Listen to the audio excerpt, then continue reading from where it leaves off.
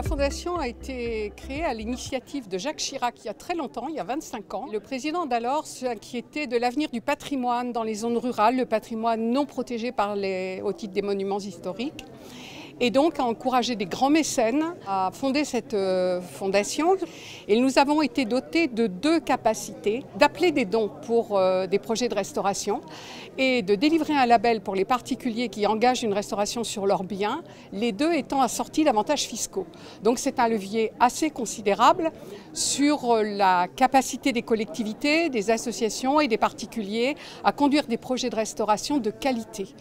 Et évidemment, c'est un levier pour le marché des entreprises de bâtiments et notamment des artisans qui sont souvent plus pointus, plus qualifiés dans les travaux de restauration et qui ont surtout l'avantage d'être disséminés sur tout le territoire. Donc l'action de la Fondation vient animer le marché des artisans du bâtiment et c'est un levier de développement non seulement économique, touristique, on préserve des emplois, on encourage à la transmission des savoirs, à la qualité du patrimoine bâti notamment qui fait la richesse dans notre département du tourisme. Et donc c'est vraiment un levier certes modeste, mais c'est un levier très très actif sur le territoire. Et nous travaillons sur tout le territoire, et notamment sur les zones rurales. La Fondation du patrimoine a pour principale mission la préservation et la transmission des savoir-faire. C'est-à-dire qu'elle accompagne tous les porteurs de projets, qu'ils soient des particuliers, des collectivités ou des associations.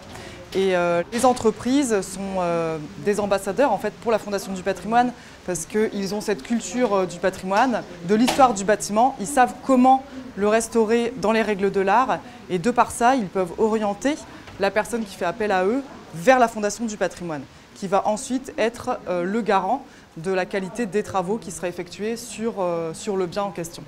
Un chantier patrimoine, ça peut être très varié. Déjà, il existe plusieurs types de patrimoine, que ce soit du patrimoine industriel, du patrimoine naturel, du patrimoine vernaculaire. Donc on peut intervenir, nous, sur une multitude de patrimoines et les artisans également. Donc ce qui va faire que c'est un chantier patrimoine, c'est un bâtiment ou un bien qui n'aura pas subi trop de dégradation au fil du temps, dégradation dans le sens transformation de son aspect d'origine et que les travaux en fait tendent à lui redonner ses caractéristiques intrinsèques. C'est ça qui va faire que le chantier va être patrimonial et aussi parce que l'artisan qui va travailler sur ce chantier a les savoir-faire traditionnels, connaît les matériaux de construction locaux et va pouvoir redonner vie à ce patrimoine tel qu'il l'était au départ. On doit rendre à César ce qui est à César. La Fondation avait une aura un peu plus discrète avant les émissions de vulgarisation qui ont été conduites par Stéphane Bern quand même, qui a fait beaucoup. Le loto du patrimoine a donné une impulsion et des moyens considérables à la Fondation. Et le drame de Notre-Dame de Paris a montré sa capacité à se mobiliser. Des chantiers, il y en a partout. Des petits, des plus gros, des églises, des lavoirs, des maisons, des chaumières, des puits, des colombiers, c'est très très varié, mais il y a des chantiers partout. Et surtout, ces chantiers-là, surtout disséminés sur le territoire, sont des chantiers accessibles à des entreprises artisanales. Ça concerne essentiellement l'action de la Fondation, pas sur le patrimoine public comme les églises, ça concerne tous les corps d'État, mais en ce qui concerne le patrimoine privé, qui est un des leviers du développement de marché des artisans, ça concerne les corps d'État de ce qu'on appelle l'enveloppe, c'est-à-dire la charpente, la couverture, la maçonnerie, les façades et les menuiseries extérieures, essentiellement ces métiers-là. La Fondation du patrimoine soutient l'insertion professionnelle et l'apprentissage via des fonds. On a un programme national qui s'appelle le programme Patrimoine Emploi à destination des collectivités et des associations qui peut offrir des aides financières à des projets dont les entreprises vont en fait embaucher des personnes en insertion ou en apprentissage sur le chantier.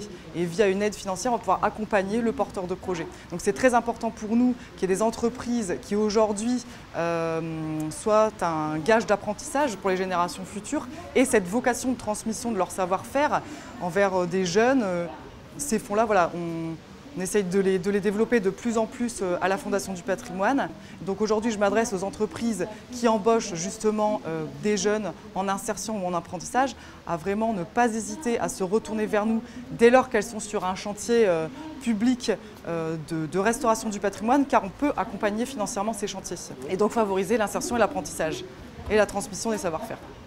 On ne peut pas, en tant que prescripteur, nous, mettre les entreprises en concurrence et donner des noms d'entreprises. Donc c'est plutôt le chemin inverse qui se fait. C'est les artisans qui vont parler de la Fondation du patrimoine à leurs clients et le client va pouvoir se décider finalement à faire ses travaux parce qu'il va obtenir un soutien de la Fondation du patrimoine et parce que la Fondation du patrimoine va l'accompagner aussi tout au long de son chantier dans la qualité de ses travaux. Donc on travaille, on peut le dire, main dans la main, artisans et Fondation du patrimoine.